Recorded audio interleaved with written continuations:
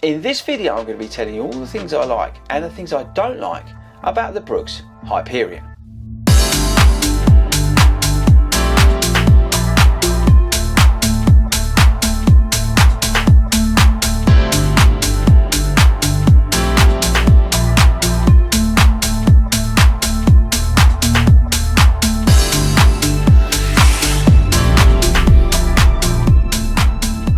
What is up everybody, and welcome to FORDY Runs. And look, we have this on the channel today, the Brooks Hyperion, which looks very similar to the Hyperion GTS, and that is because they are very similar. Now let's do the disclaimer first. These shoes were sent to me by the guys at Brooks. I'm not getting paid for this video, but obviously I'm compensated because I got sent the shoe for free. You could argue that the fact that, oh, he's going to be biased because he's been sent the shoe. No, I don't care. I'm going to say anything I like. Now, I've got to give Brooks some kudos, and that's not because they sent me the shoe, but because I've been on at them for a while, I actually think this shoe looks kind of awesome. I really do. I think this is the way that Brooks should be going in terms of their design, and I really like the look of this shoe. I think it's very much helped by this awesome colourway. Okay, so the Brooks Hyperion is basically the Hyperion Tempo 2.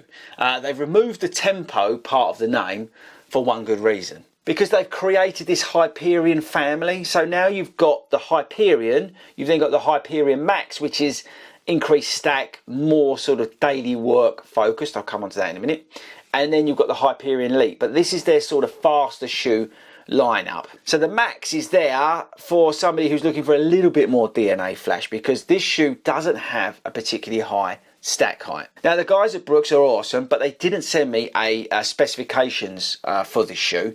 So the stuff I'm going to tell you now is only the bits and bobs I found out on the internet. Okay, so the shoe's probably going to come in at about £140 as a guess. That's because the current version is that. We still remain with the Hyperion Tempo's DNA Flash midsole. That is very much unchanged from what I've seen. We've got a new outsole, decent rubber coverage, which looks very similar to what's on the Hyperion Max. The shoe weighs 8.1 ounces. It's got an 8mm drop. Now the stacks I've seen, right, for the previous version of this shoe, the Hyperion Tempo, are like 31mm. If that's the same, great. It doesn't feel that. It does feel a little bit lower. The GTS I've seen quoted as about 27mm, which is probably more about what this feels like. Okay, so this is an up-tempo daily shoe. This is a shoe that you'd have in your rotation if you firstly like a firmer shoe. I'll come into that in the likes and dislikes. But also a shoe if you want something that feels that little bit quicker for some of those quicker workouts in your week of running. Okay, so let's do the things I like, then we'll do the things I don't like, and then we'll conclude it at the end, and I'll tell you whether I think you should buy this shoe. Right, so the things I like. Firstly, I like the look of it. I love the colourway, but I just generally like the simplicity of the look. Now, you might think, oh, finally, FORDY. But yeah, I'm not just saying that because they sent me this shoe. I genuinely think this looks awesome. I like the fat laces. I like the gusseted tongue. I like the midfoot lockdown. I like the width of the shoe. I think I mentioned that. I like the price, and I like the lightness. Now, things I don't like is probably the ride. It is firm.